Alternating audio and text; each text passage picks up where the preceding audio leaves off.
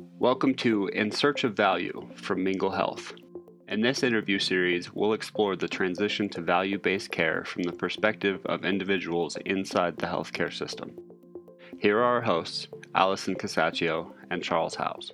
All right, thank you so much for joining me, Alysen, for a little conversation. I'm excited about our series, In Search of Value, because we talk here at Mingle Health a lot about being your partner in the transition to value-based healthcare. And what we've seen over the years is what does that actually mean to our clients, the practices we serve, the clinicians, and even the patients. What we do know that we're fighting against is when you look globally, the United States spends a large amount of money as compared to our GDP on healthcare, and yet our outcomes are lagging from what you would expect from an innovative, technology-rich country. And so this series is exciting because we're exploring from lots of different perspectives what it is to have value in healthcare. And so when I was thinking about who to join me as a host, I couldn't stop thinking about Alysen Casaccio. She's our vice president of client services, and she's had such a rich background in healthcare, both as a nurse and behind the scenes, looking at all the data that's flowing from these electronic systems and being in organizations to help them work through making change. And so I thought no one would be better to co-host this series with me than Alysen, who gets to work with our entire consulting team, who manages our thousands of customers who are navigating every day in their work this transition to value-based care and what that really means. So thank you, Alysen, for joining me as the co-host for this series. Yeah, I'm really excited about the series. I'm excited about being able to have these conversations here. Like you said, we've got these, thousands of clients. Everyone's at a different stage. And so the consultants are having these conversations, but they're having them maybe you've got one practice that's just getting started. You've got another practice that's been doing value-based care for years and is starting to get into the payer space of value-based care, really needs to be sure of their outcomes. But I haven't been able to have as many conversations. Obviously, I'm not meeting with all of our clients, right? And so the ability to come up to sort of a higher level and to really have the conversations where we're thinking big picture about what direction the country is moving in from a healthcare perspective and what transitions everyone is experiencing. I think that's super valuable, and I'm excited to be part of it. I'd love to start. Tell us about your role and where you're based. Okay. So I'm based out of Omaha, Nebraska, and my role here at Mingle Health is as VP of Client Services. So I lead our consulting team. Excellent. And how long have you been with Mingle Health? I'm coming up on my 5-year mark. I started here at Mingle Health in the clinical informatics team.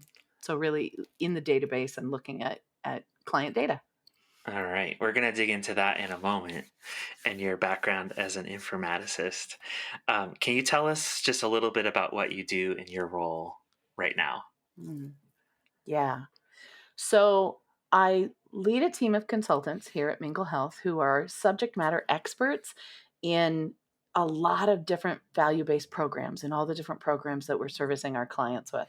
And so really my role is to guide the department to make sure that we hit the strategic goals and to make sure that we are going the direction that we want to land in value-based care. Can you tell us a little bit about who makes up your team?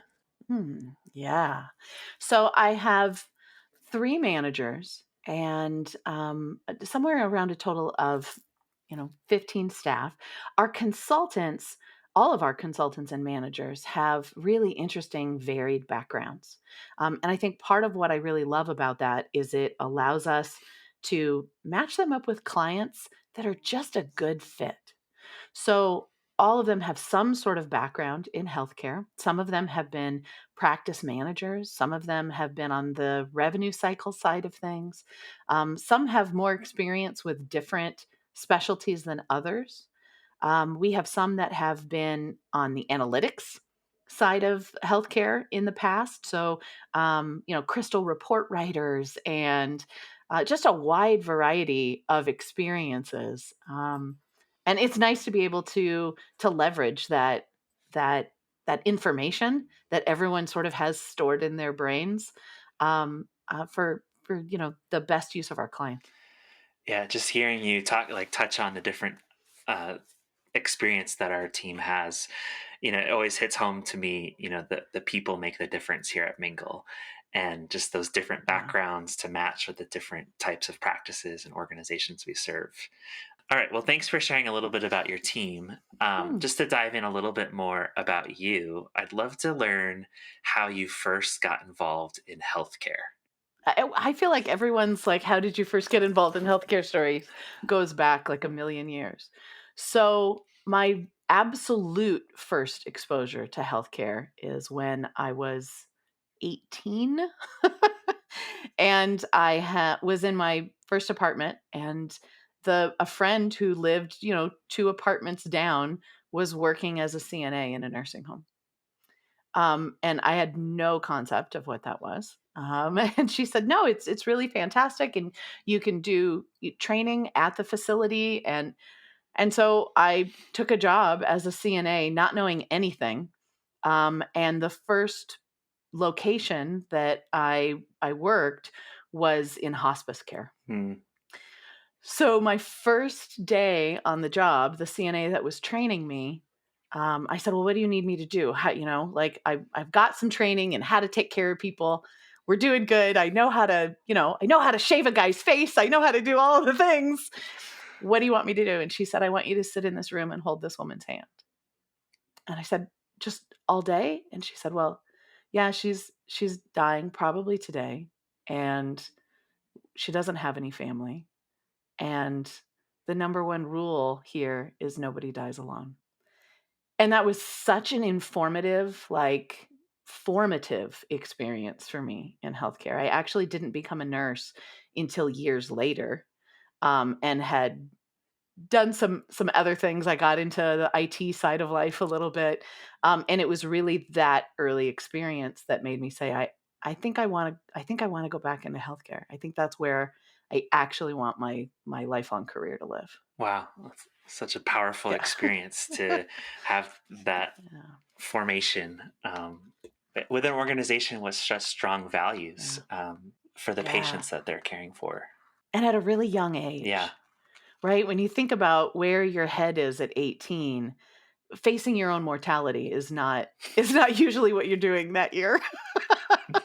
Tell me a little bit more about your decision to take the next step and become a nurse. Hmm. Yeah. So was I had a degree in studio art with a minor in world religion, and was trying to figure out what my place in the world was and what I was going to do with that. And an attempt to kind of work through what doing something financial with my art. I was working as a tattoo artist, actually. While I was in that space, on the side, I was also putting together, I have my own computer gaming business. So I had a friend who was really highly technical, and he and I were doing a lot of gaming at the time. And so we put together was effectively an internet cafe. This is in the early 90s, and basically built 12 gaming computers, land them together, and right, here we go. So these all seem like really disparate pieces, right? So I'm looking at all of the things that I'm doing, and I'm thinking about, I really need a career, and I need a career where it feels more meaningful than just what I'm doing with this IT thing. It feels more meaningful than just what I'm doing with this art piece and in the tattoo shop. And I really love relationships with people, and I just sort of thought, maybe it's time to grow up and get serious. Maybe I need to just like let's go back to school, and I think I want to be a nurse.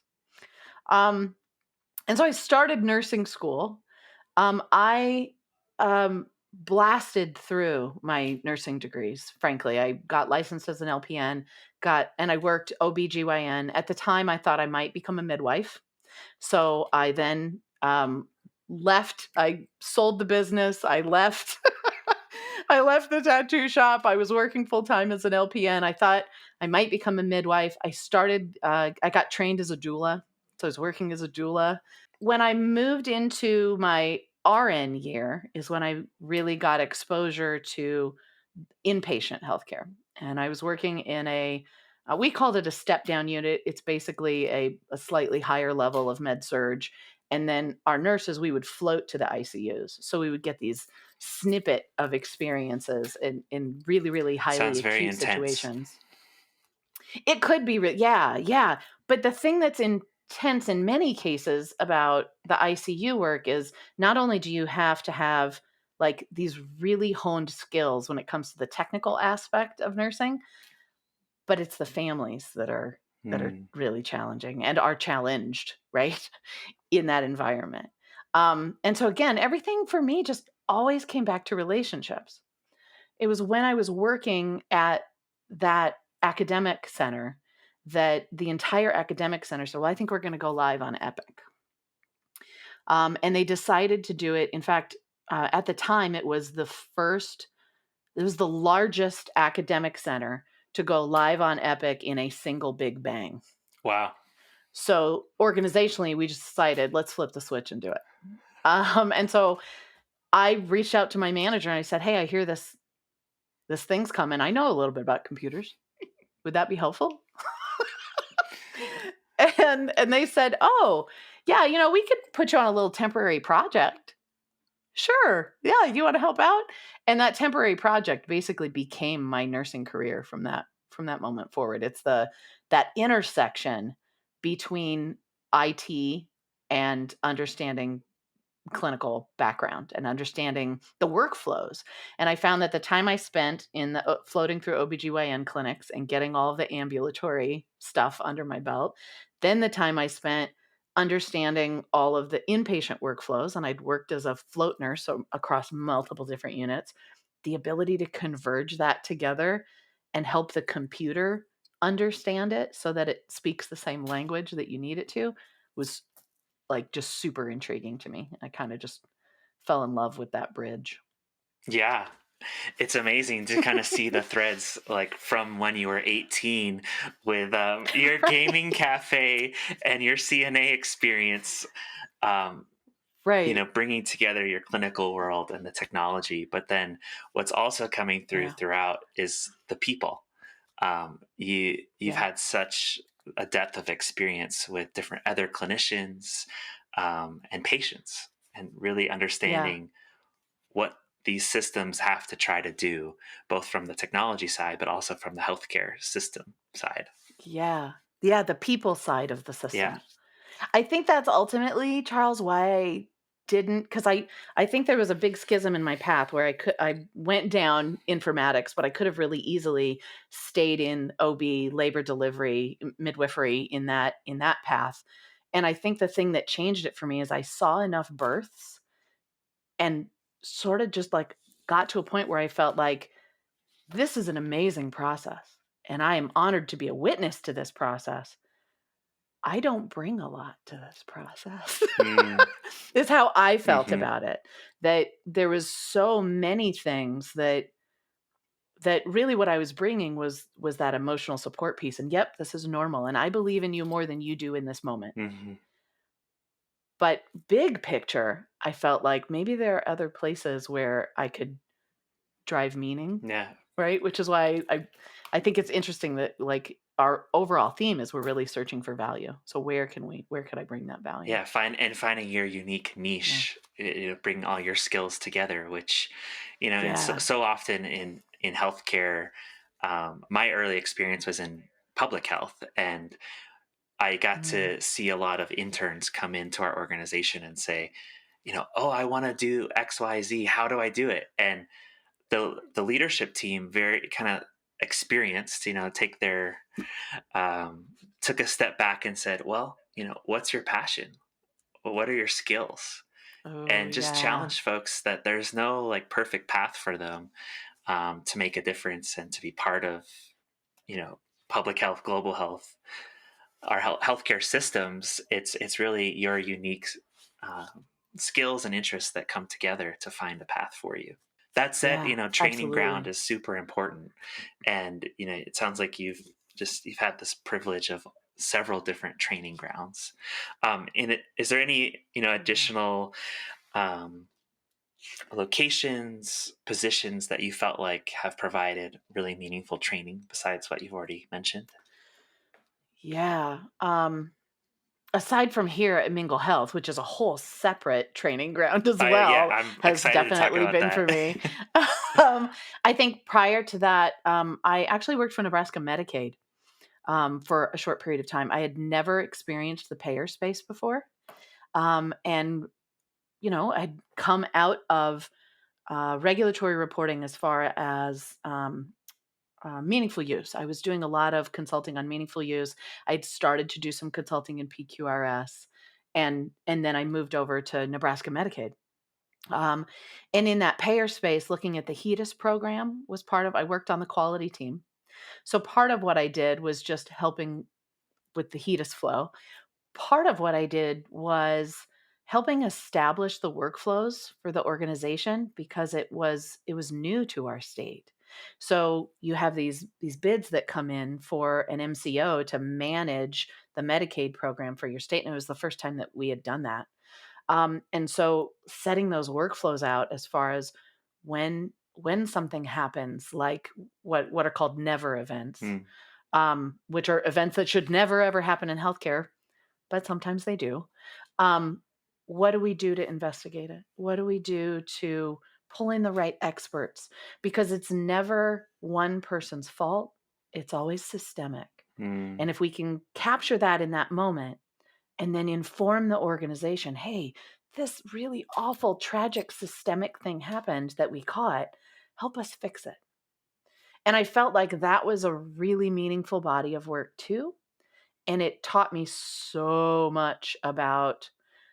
I think when I went into the payer space, I was a little scared that it was gonna be a little soul sucking just because that's what clinicians kinda say when you're on the floor or in the clinic, and I found that it was a really compassionate space. mm. That as a payer, the payers have a team of case managers who are reaching out and trying to make a difference, and you're pulling that data together along with the financial data to try to sort of make sense of it and try to figure out where is the best place to intervene and help with this patient or beneficiary. Right. Yeah.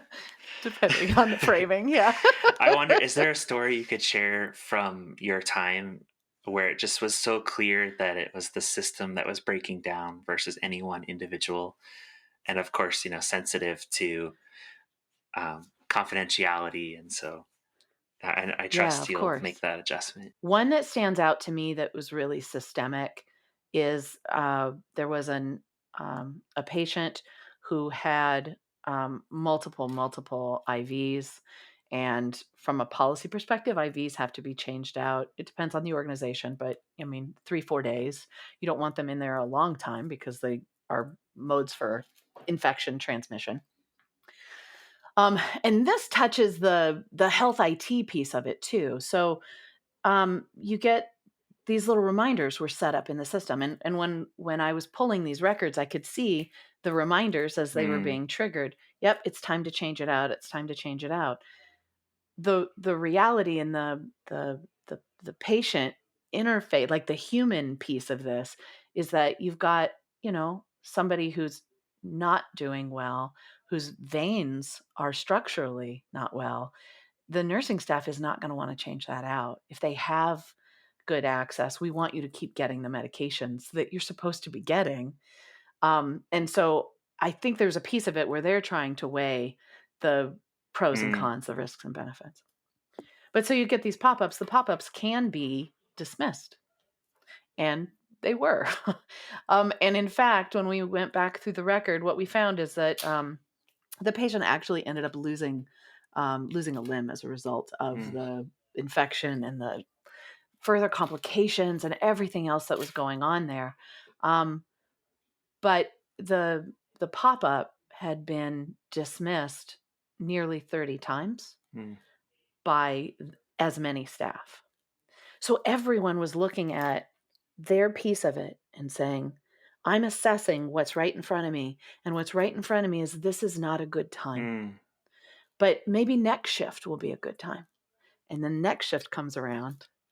And whether or not that communication happened, we don't know. But the next shift says, I'm assessing this. This is not a good time.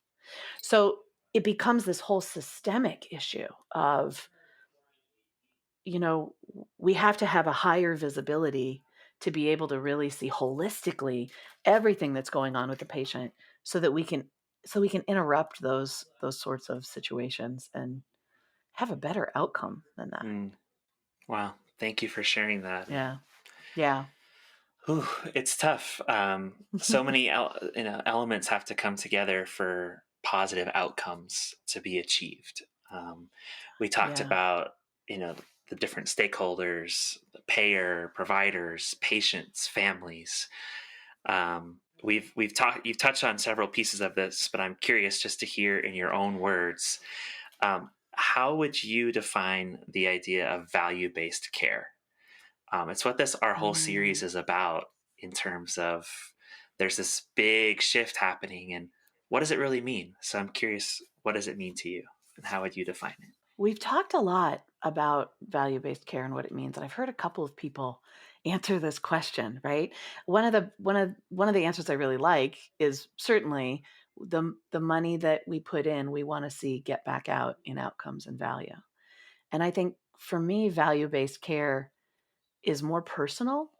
It feels like, yes, we absolutely want that. And we if we can truly transition to a value-based care modality in the country, then that means all the patients are safer. It means we're getting the best outcomes we possibly can. And when we think about our most vulnerable populations, right, that means we can feel safe and secure taking our grandparents to a hospital setting Mm, or to a rehab setting or wherever we all need to be. We're all going to get there eventually. um, and trust that we are getting the outcomes that we need. And I think without an eye to the value of how much does this cost versus how much comes out, we end up instead being in a situation where we throw more money into a system that isn't working as well as it could, and we're not getting as good of outcomes even as countries that throw less money at it, which is why finance always ends up being a part of it. We always want to talk about it from the human element and from the compassion and care perspective.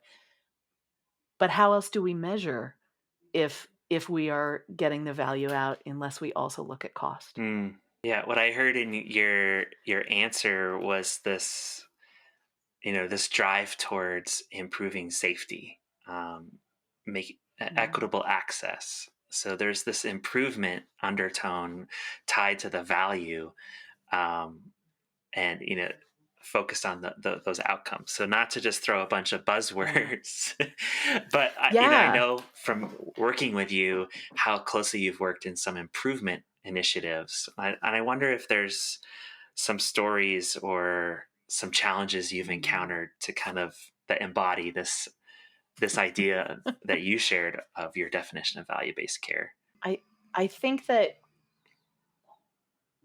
there's two ways that it can be really challenging. One is, so I've worked in I spent a good deal of time working in the rural health space. And in fact, in the state of Nebraska, we have three different kinds of counties. We have urban, we have rural, and then we have what we call frontier. And so we've got some areas that not only is it you only have one critical access hospital out there, but your critical access hospital has a gravel driveway, Mm, right? And wow. a dirt parking lot, and you're really way out there.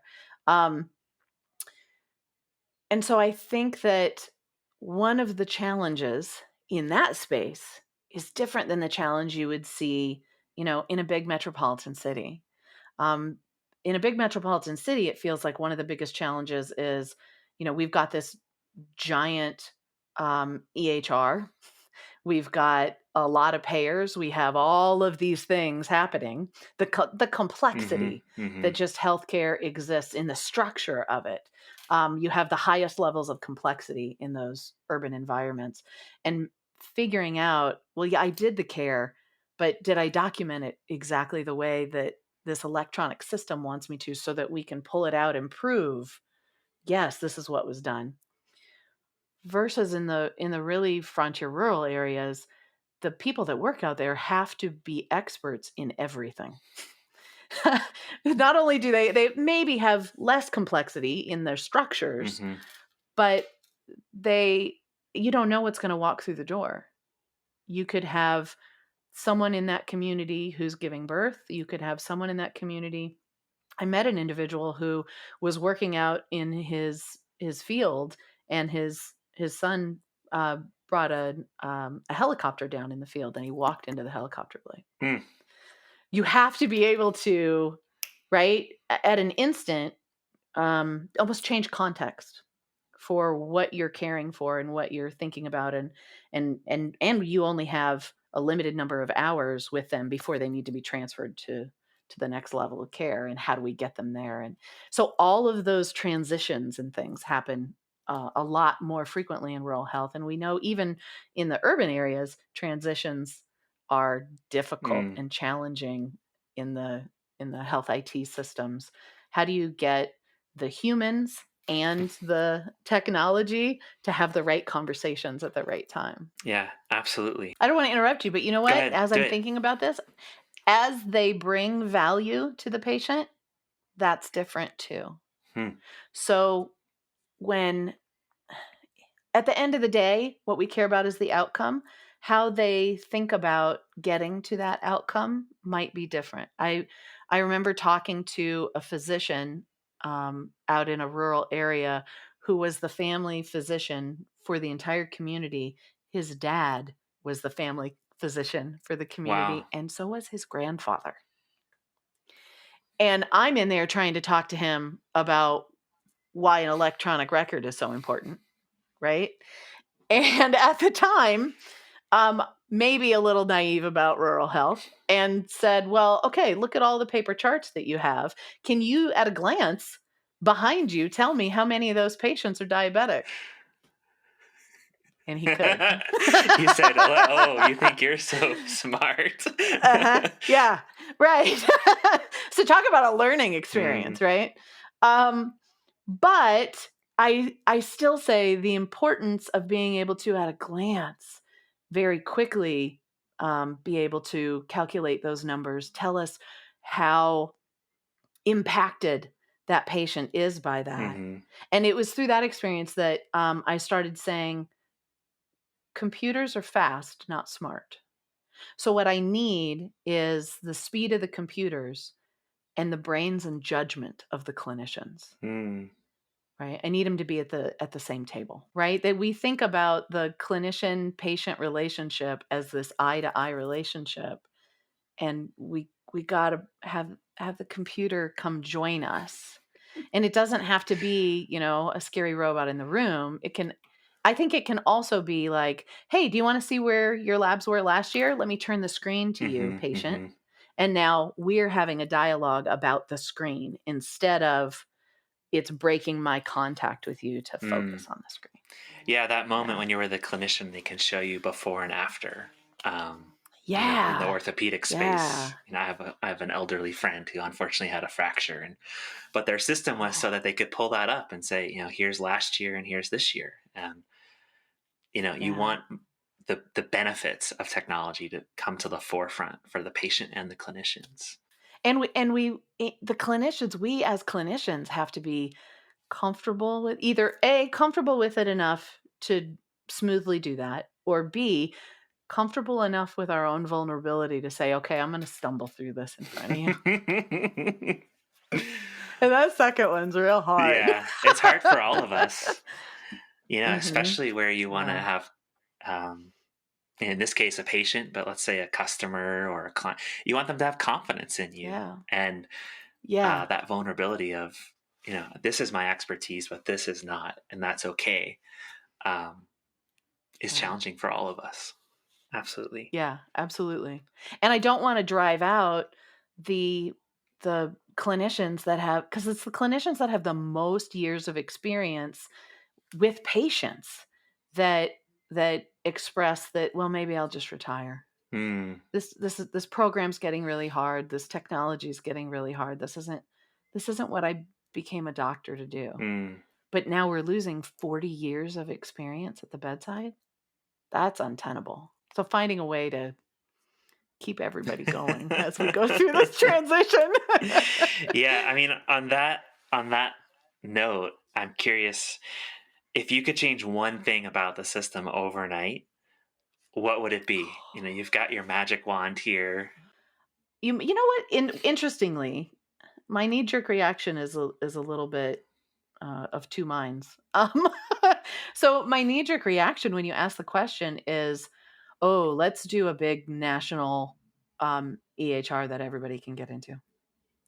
Let's find one system Mm, that we all have access to, from the patient side and from the clinician side, and let's just share all the information. Um, and then the reality of the complexity mm, of our system sets in and goes, well, now wait a minute. Even as an informaticist, one of the things that I would tell people when they are exploring like a rip and replace scenario is there is no one perfect system. There's only the needs that you have and how well that platform meets those needs. mm, So the likelihood that we could even put together a system that will meet the needs of all these different practices, different specialties, frankly, different modalities of delivering care, different ways of managing practices. And I think that's part of the challenge that CMS and other payers that are putting these programs together are faced with. I think that's why they say things like, we don't want to tell the clinician how to run their practice. mm, What we want to do is give guidelines about what the outcomes, where our outcomes need to be and mhm. how everyone is performing.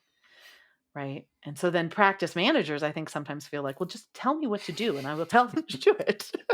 Right. um, and it just, yeah, it's too complex for that. But if I was going to say one magical thing, yeah, that's probably, it would have to be a magical EHR that actually fits everybody's needs, regardless of what your needs are. Well, I mean, I'm not surprised to hear you say that based on your background. But you know, regardless Mhm. of the how part, in terms of just kind of what you just Mhm. said, is that the outcome it sounds like you're advocating for is access to the information to benefit the clinicians and Yes. benefit the patient.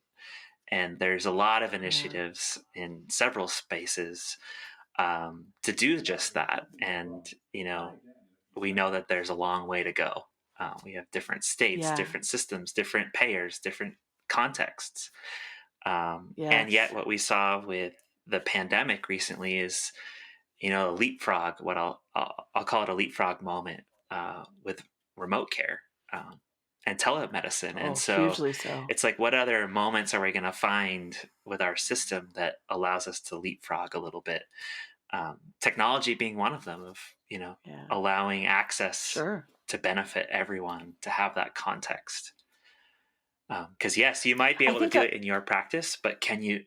What if you know, your patient that you've cared so long for has to go to critical care, and all of a sudden that right. context just disappears because there's no, you Right. know, established record and sharing mechanism. Absolutely. I think that the HIE space is really, really fascinating. I think the having a place, and there are definitely, like you said, there's initiatives in place. There's organizations and people working on putting together the structure to allow us to have a national health information exchange. The question always comes down to what's the right level of granularity Hmm. to be sharing, not only provider to provider, provider to patient. Hmm. There's so much that healthcare does to translate the language of healthcare into what the patient can understand and what the patient can take action on. That it you get into these interesting technological arguments, at least in the beginning when we were first rolling this stuff out. One of the stuff that we talked about a lot was, well, what's the appropriate time frame to push a result out to a patient? And there are rules on that, and you've got to meet some minimums, absolutely. And at the time when those minimums first came out, everyone was, well, not everyone, a lot of people were like scared about it, appalled by it, right? But that's a different piece of healthcare. That's the culture of healthcare in my mind. And the healthcare is really old for our country, for the age of our country. So we have kind of a maternalistic attitude in healthcare sometimes, where I think sometimes that gets in the way of being able to deliver the best care in that moment. I'm going to tell you what's good for you, as Mm, opposed to, I need you to come to the table and I need you to understand all of the factors that I understand so that you can make the decision with me. And we're definitely moving much further along that path. But it's interesting to think about from a cultural perspective, what might, bunny jump us forward, leapfrog us forward there. Just, so that the patients feel like they are more a party to the overall process, instead of, this is a transactional thing. I'm coming to my doctor for an answer. yeah, Yeah. absolutely. Yeah, those moments that just allow us to try doing something differently that isn't mired in cultural factors, political factors, all the things that are Yeah. barriers to finding a different way of being that focuses on these Yeah. outcomes that we've been talking about. I'm curious, in the time, you're approaching your 5-year mark here at Mingle, as you think Mhm. about your definition of value-based care and the work that we do with organizations, can you share your insights about the benefits, the challenges of how we measure outcomes and, the Mm. work that we do here at Mingle? I think about it in two layers, right? We've got the outcomes for the organizations, as far as the quality outcomes or their cost outcomes, or and sometimes that's measured in a MIPS score. Sometimes that's measured in performance across a given measure that the organization just wants to focus on. Um, it's always, in my mind, let me go to the second layer. So the second layer to me is the value that we are bringing the organization, as far as what we at Mingle Health can bring.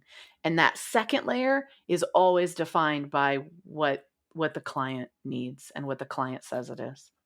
Because I the consultant team is brilliant. There's some really brilliant minds there, and we can do anything. We can analyze anything. We can show you anything. But if what the client needs is just the first step, if what the client needs is, man, I haven't done anything in value-based care, and I just need to get through the MIPS program unscathed. Can you just show me how to Hmm. navigate this? Absolutely. Hmm. Absolutely, we can do that, right? And then you've got the next layer, or the next level up, which is, hey, I'm a leader of an ACO, and I've got to figure out, where are all my patients leaking out to, Hmm. because they're, I'm losing track of all the fingers, because there's so many practices and so many disparate data systems, and how do I see it just in one place? um, and that is a different kind of Hmm. value Hmm. that I think we bring. But again, that level of value, I think, is always defined by the client. The level of value that is, what are we doing for these patient populations as we're interacting with practice managers? Um, that's value to the patient. That's value to their community. And I think that can be, I don't hate to say the word valuable again. I'll illustrate it with a story. We have a client that we were working with in a more definitive way than we usually do. So this is a client that we have access to their EMR, right? So we can see, and we're helping them go through their, here's a measure, here's METs, here's not METs. We know that in this particular case, the METs mean we've delivered the appropriate care, and we're hoping that's going to lead to a better outcome. And so we're looking through the not METs to see, well, why are they not met, right? Is it a data issue, or is it truly, it was just a clinical miss? I mean, clinicians are humans, so clinical misses happen. Um, and there are times where you're like, okay, well, that was a clinical miss. Maybe you can catch them next time they're in, right? There are some measures that allow you to be like, well, can you go see the patient? Can you see what's going on Mm. there, right? And it was a smaller practice. And when the EHR brought up the chart so that we're taking a look and like really diving deep in, it has a little picture of the patient. This is just work that I was doing, by the way. So this will tell you.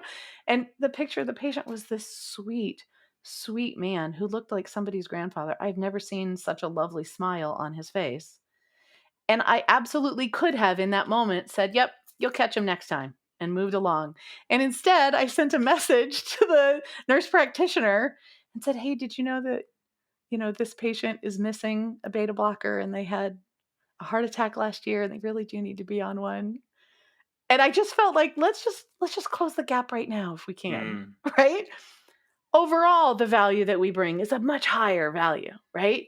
Overall, it's let's close the gap on 2,000 of those grandparents. Mm-hmm. So that so that then overall the community is healthier. But I think it's okay every once in a while to also be like, that guy. I'm worried about that guy. Yeah, but I mean, it's those little moments of everyone choosing not to dismiss the box and, Yes. figure out how to take action. And even, I mean, some of the programs that we service, the reimbursements are more flexible. So it's not even the clinician that has to take action. It's the care manager, Yes. the front office staff. There's a whole variety of folks who play a role. Yes. And that's a huge conversation in healthcare too, especially in the clinic environment, where the clinician, there's so many different ways to verbalize this.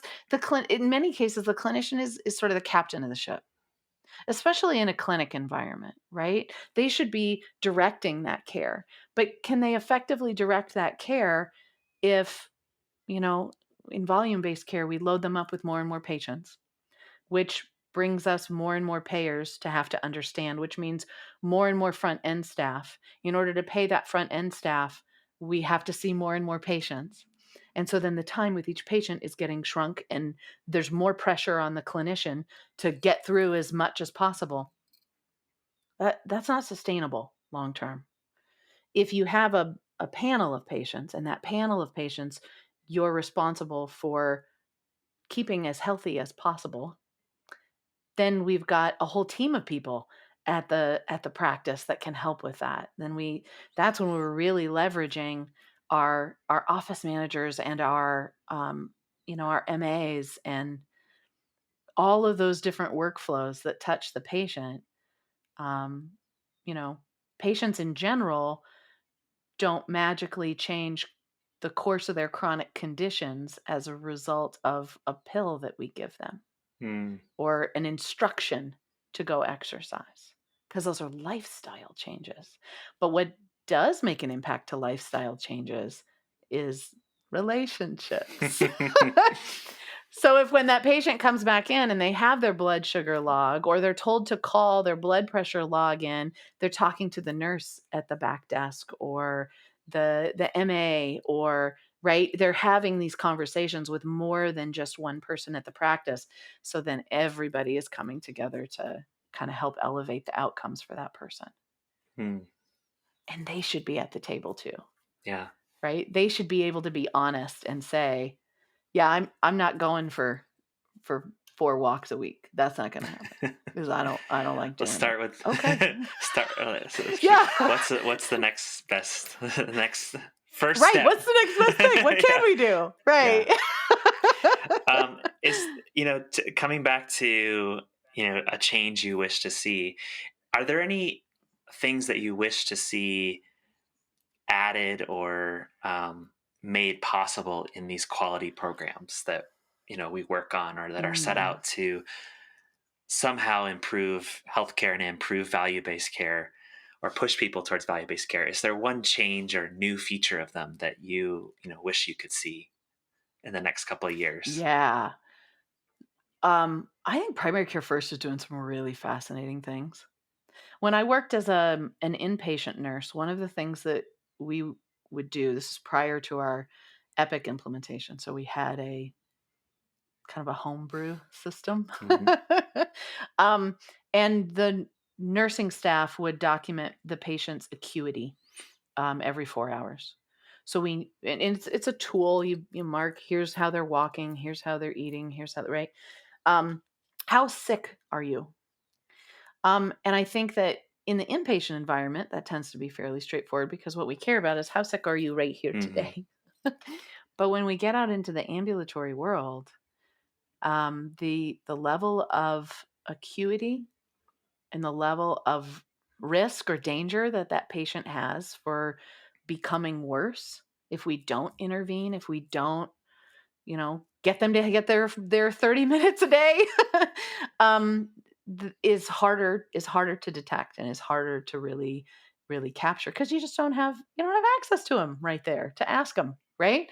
So one of the things that primary care first, I think, is really smart about is sort of bucketing the overall practice to say, your practice has a lot of level 1 patients versus your practice has a lot of level 3 patients that we know are going to require more intervention, that we know they're going to require, um, they need more help to prevent worse outcomes, Yeah, that right? level three And so being like a higher risk scores. Yeah.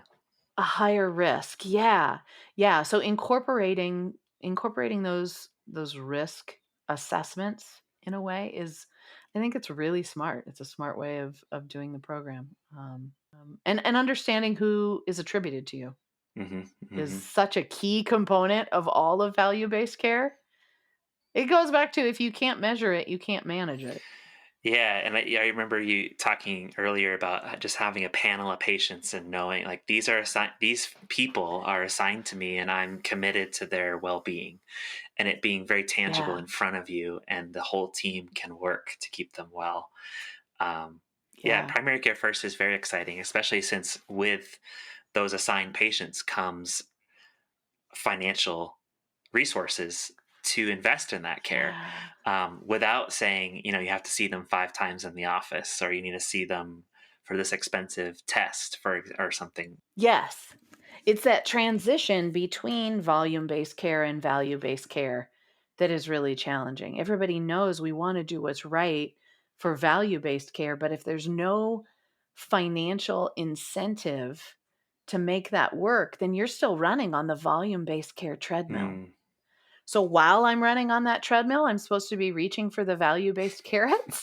Like, Yeah, that's yeah. hard. We need Yeah. incentives to drive us towards these outcomes that are founded in relationships in the healthcare system. Yeah. I feel like healthcare needs a big win. And that would be a really great one. I agree with you. I think that digital health and telehealth, we've said for years that telehealth was going to be a good answer for a lot of problems, and we couldn't quite get it off the ground. In the last couple of years with COVID, we had to. It's the default option in so many places Yeah. now, or Yeah. the preferred. Hey, try this first before the. Yeah, I think I got an And alert it's with my it primary care saying we're scheduling out this far, so we encourage you to click here for triage with our virtual visit first. I said, yeah. oh, that makes sense. Yes, please. It's it's it's healthcare adapting to the changing cultural needs of the population. Right? Our society has shifted a little bit since, even if you think about since the 1950s, 1960s, and what you would want out of a clinician and what your expectations would be at that time versus today. Oh my gosh. I mean, clinicians are under so much pressure. I think you've got patients coming in saying, "Look, I Googled this. and I'm paying you. So I need you to tell me something more than I can find on the Google. Right? Yeah. When in fact it's like, well, I need this clinician to interpret what I found on the Google because I'm terrified. That's for me personally. Yes. They're like, hold up. Yeah. Yeah. And I want what I want when I want it in the, Right. I don't want Netflix to send me a disc. I want to right. be able to go Start stream now. it. Instant. Yeah. Start now. Yeah. All right. So we're going to have to navigate that. Well, as we look to wrap up here, I have just two more questions for you. What trends are you watching? Digital health is one of them. I'm interested to see, and that's more of I'm watching with interest. I want to see what we can do with it. I want to see, and this touches my other trend I'm watching. The other one I'm watching is healthcare disparities, health equity.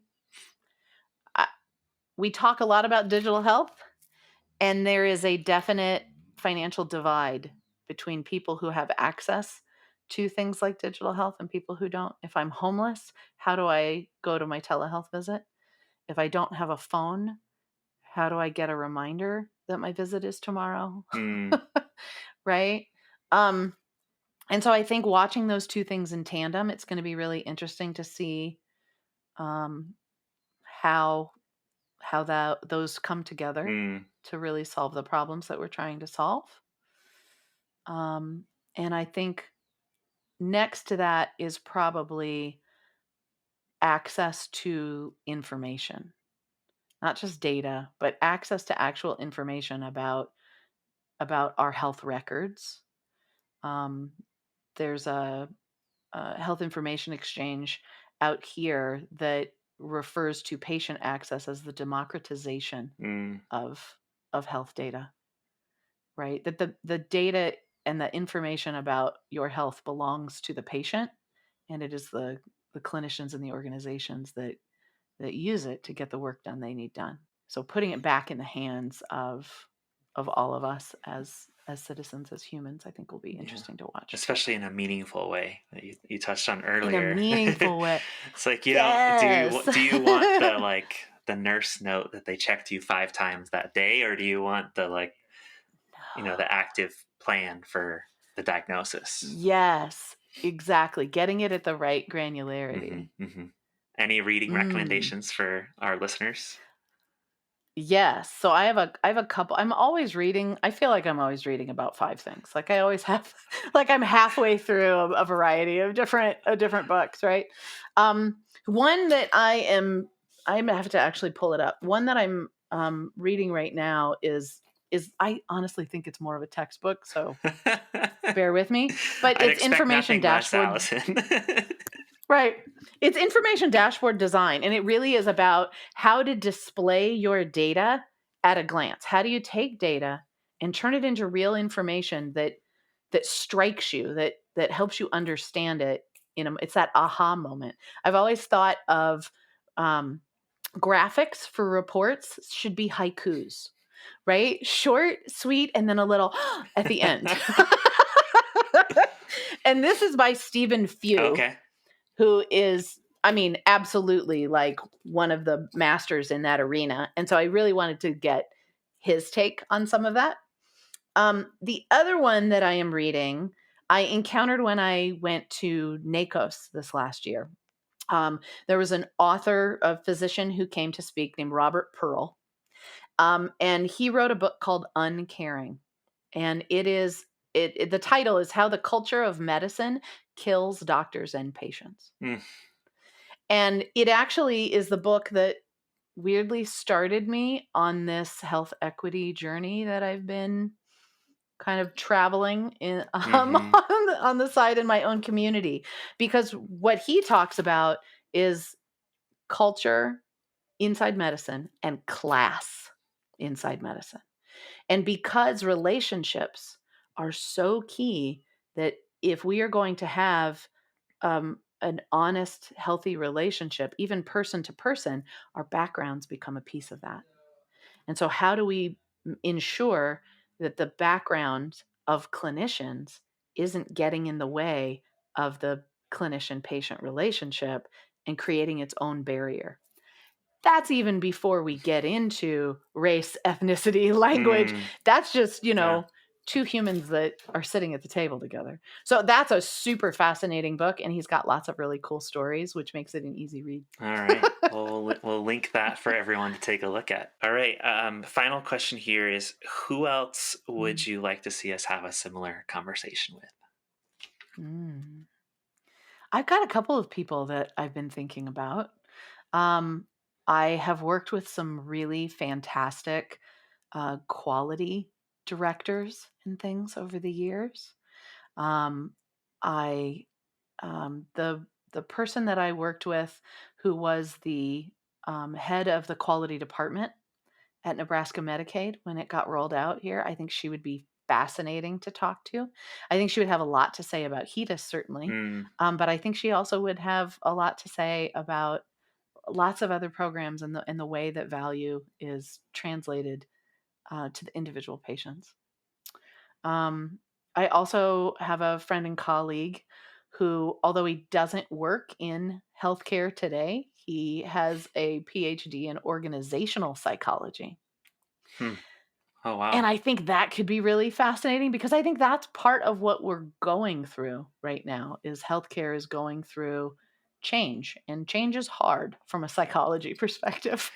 So maybe he can give us tips levels, on individual, team, organization. Yeah. All right. Well, it's been a pleasure to speak with you. Just looking inside the organization a little bit with my co-host here. And thank you so much for sharing about your background. It's a wonder you're where you started and where you are today in this 5-year journey at Mingle makes a ton more sense to me now, that I've gotten to slow down and go back to age 18 Alysen and hear about the work that you got to do and how that's shaped your career. So it's a privilege to work with you. Thank you.